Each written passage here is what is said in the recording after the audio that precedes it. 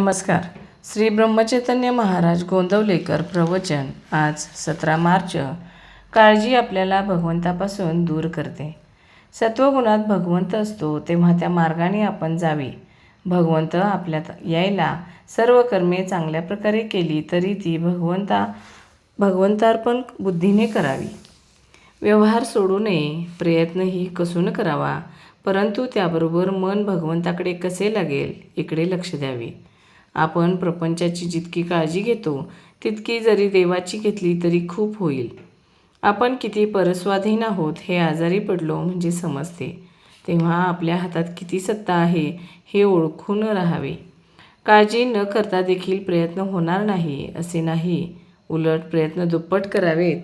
पण जे फळ येईल ते भगवंताच्या इच्छेने आले या भावनेने समाधान मानायला पहिल्यांदा आपण शिकावे. आपण स्वतःबद्दल काळजी करतो याचे कारण असे की आपण आपल्यापेक्षा जास्त दुःखी असलेल्या माणसाकडे पाहत नाही. एक म्हणतो की मला लोकांच्या देण्याची काळजी आहे, दुसरा म्हणतो मला लोकांकडून माझे येण्याची काळजी आहे, तर तिसरा म्हणतो मला माझ्या मुलाबाळांची काळजी आहे.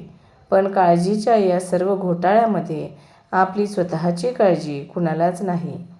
मागल्या आठवणींनी आणि उद्याच्या भीतीने आपण काळजी करीत बसतो.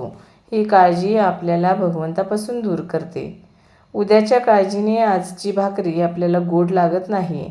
याला काय करावे? यावर रामबाणाचा एकच उपाय आहे, तो म्हणजे आजपासून काळजी करण्याचे अजिबात सोडून देऊ. तेव्हा वेळ भगवंताच्या नामस्मरणात घालविणे. एका माणसाने माझ्यापाशी तक्रार केली की काय करावे, हा माझा मुलगा कशाचीच काळजी करीत नाही, नुसता हसत खेळत दिवस घालवतो, पुढे याचे कसे व्हायचे?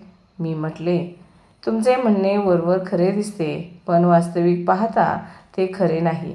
तुम्ही आजपर्यंत इतकी काळजी करून काय मिळवले? शारीरिक आणि मानसिक त्रास भोगला आणि भगवंताला विसरला, इतकेच ना? मग तेच तुमच्या मुलाला का शिकविता? त्याने आपले कर्तव्य जरूर करावे आणि आनंदात राहावे, पण काळजी करू नये असेच मी त्याला सांगेन. तुम्ही प्रपंचाची काळजी करता तोपर्यंत देवाची सेवा करता असे कसे म्हणावे? असले तर असू दे आणि नसले तर नसू दे, अशा मनाच्या अवस्थेत जो राहील त्यालाच काळजी सुटेल. ज्याने भगवंत आपलासा करून घेतला त्याला काळजी नाही. धन्यवाद.